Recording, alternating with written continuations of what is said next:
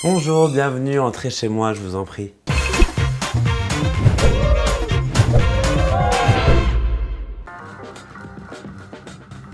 Je vais vous présenter mon mobilier préféré français, ma table cookie.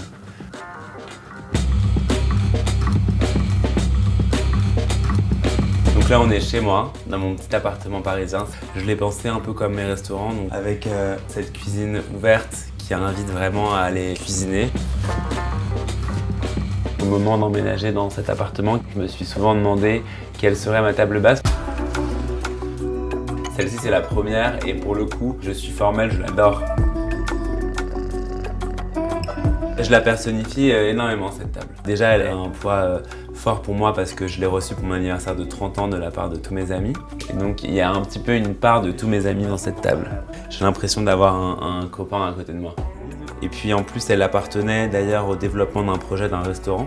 J'ai bossé avec le MoMA pour le musée d'art moderne de la ville de Paris pour développer un projet de restaurant au sein du musée qui s'appelle Forest. C'était un projet extraordinaire et j'ai travaillé main dans la main avec un ami intime, Julien Seban, qui est un jeune designer français très talentueux, qui a pensé donc, ces tables magnifiques qui allaient très bien avec l'environnement du musée pour mon restaurant, mais également pour la librairie du musée. Ce que j'aime particulièrement dans cette table, c'est le plateau en céramique.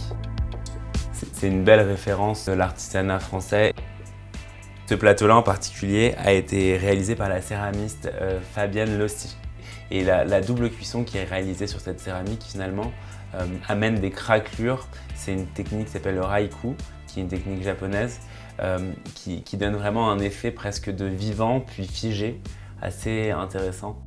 Grâce à l'apport de ces 3 troncs de bois, on parle de noyer, donc un des bois les plus prestigieux, il amène une harmonie. La table est constamment le réceptacle de mes nouvelles idées. Je pense toutes mes nouvelles recettes ici.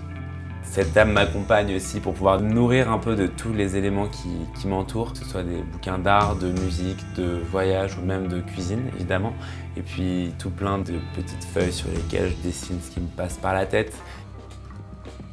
Pour moi, c'est fondamental de savoir ce qu'on achète, où on l'achète, à qui on l'achète et quelle industrie on fait vivre derrière. Je veux travailler avec des artisans français pour faire perdurer cette industrie.